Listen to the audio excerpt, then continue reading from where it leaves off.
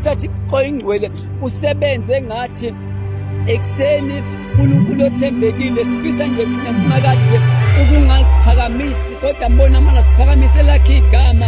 Ekseni uNkulunkulu oyingcwele sizonaba nje nathi kule ndawo, sizokhala nje nathi kule ndawo, ngoba simakade siyazi ukuthi masikhala kuwe wena Baba onamandla uzothembeka. Masikhala kuwe wena Nkulunkulu uzobonakala. Masikhala kuwe wena Jehova uzovela. Egameni lika Jesu Kristu waseNazaretha thembeka, bonakala, zambula. Vela Nkulunkulu onqobayo, vela ngesikhathi zonke. Egameni lika Jesu Kristu waseNazaretha vela.